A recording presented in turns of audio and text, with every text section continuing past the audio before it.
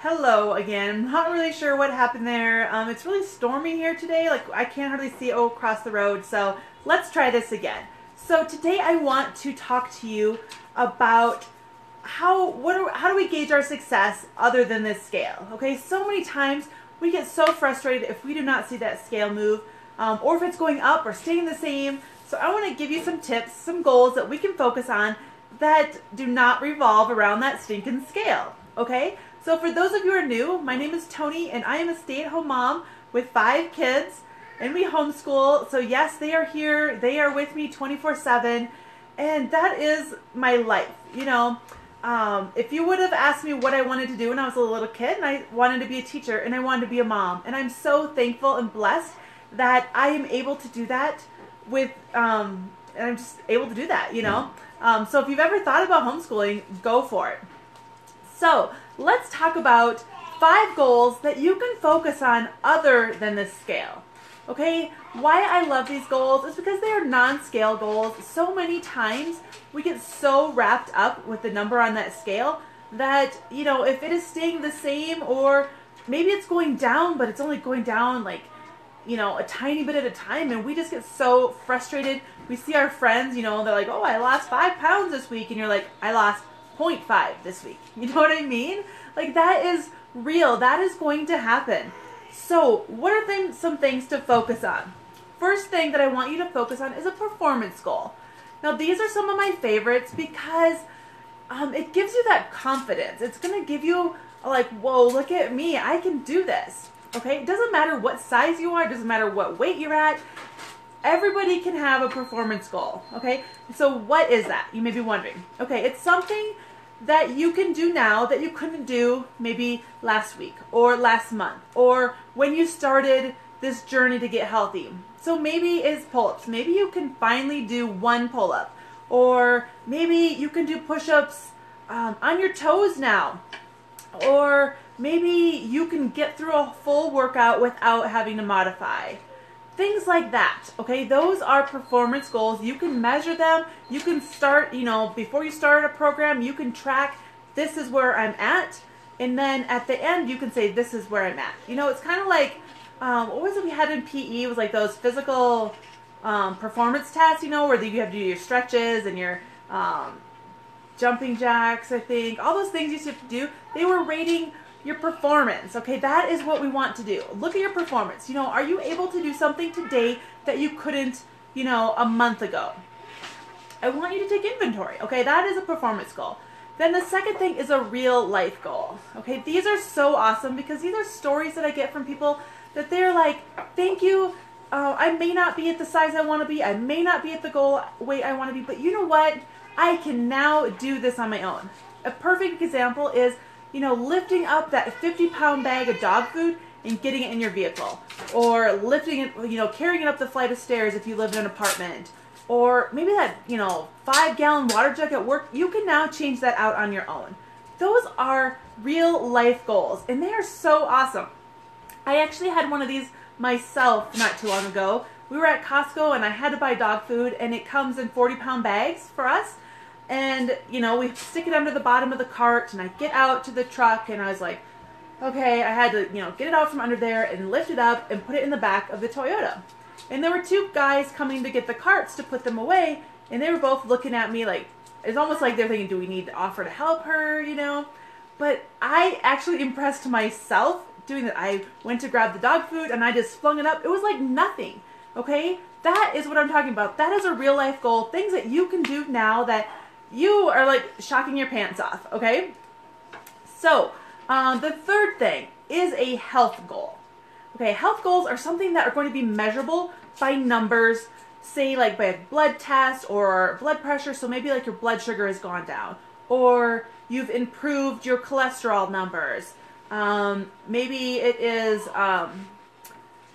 blood pressure, blood sugar, those types of things. Maybe you're able to wean off of some sort of medication because your numbers have improved.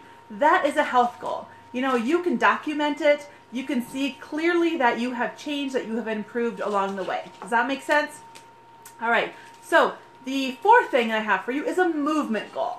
Really moving our bodies is a privilege. So often we think that it is like a daunting task and we're like, oh, do I have to do this again? You know, so many people would love to be in our shoes, to be able to move, you know, to be able to go for a walk, to go for a bike ride, things like that. So what are some movement goals? Well, simple. Maybe you're going to go for a walk at work on your lunch break, or maybe you're going to ride your bike to work. And I know this time of year isn't always feasible to do that. So maybe when you get home from work, you're going to offer to shovel your neighbor's driveway just because you can, so you will, right? Things like that, things that get your body in motion because you are able, because you are blessed with this body that can move. Okay, that is number 4. That is a movement goal. Number 5, a feel-good goal. So often when someone comes to me and they say, Tony, I want to change, I want to do what you're doing, how do I do it? And I'll ask them, you know, what are their goals? I'll sit down and talk to them. And more often than not, either number 1 or number 2, their goal is that they want to feel better. You know, that is why we all started, right? We want to feel better ourselves, we want to feel better mentally, we want to feel better physically, feel better goals. So what does that look like, okay? That is something that you have a more positive attitude. Maybe you are now excited to get up in the morning. Maybe you're sleeping better. Maybe you just, you know, you have decreased sugar cravings, or your mood swings are better. Those are feel good goals, okay? So, what do you do with these goals now, okay? I want you to take inventory today. Where are you at? Remember, the goals are performance goals, a real life goal, health goals, movement goals, and then your feel good goals. Where are you at? Rate it from like 1 to 10, 1 being poor, 10 being you are just doing super awesome in that area. Give yourself a score, okay? Then in 2 to 4 weeks, I want you to reevaluate. You know, the things that you are struggling in right now, in 2 to 4 weeks, hopefully you've improved on those areas. And if you're still struggling, you know what? That is okay. You know, we all are growing. We all are work in progress, right? So, then what do? So you know where you are. How are these going to keep you motivated? Well, simple. These are non-scale victories. You know, so often we feel depressed if we don't see the scale moving as quickly or in the direction that we want. And I want you to get rid of the scale. Okay? Yep, I said that. Throw it out, get rid of it, okay? I am one of those people who, for years and years, every single morning, I would step on the scale and that would dictate my mood for the rest of the day. I don't want that for you anymore. I want that freedom for you, okay? I want you to be able to wake up and be like, you know what? I did my workout today. You know, I lifted those weights that I couldn't lift last week, or something like that. So I don't want you to depend on that scale for your worth, for your value. So get rid of it, hide it, give it to your husband, stick it out in the garage, whatever, okay?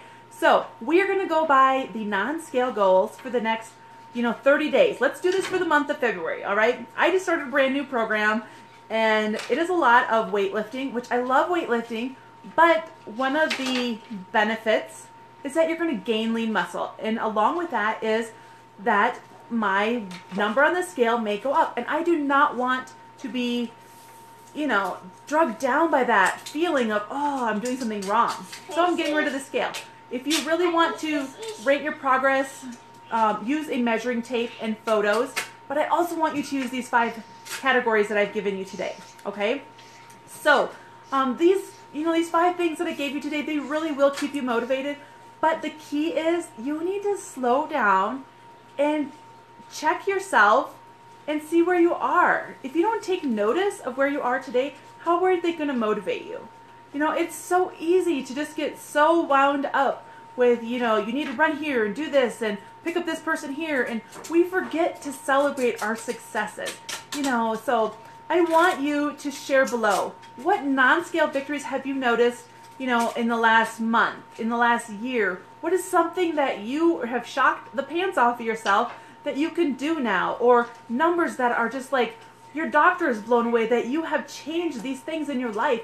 I want you to post that below because I want to celebrate with you. I want to shout it from the mountaintops that I'm so proud of you, because this journey is not easy, right?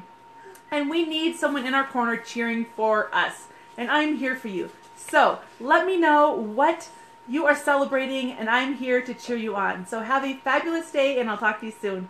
Bye.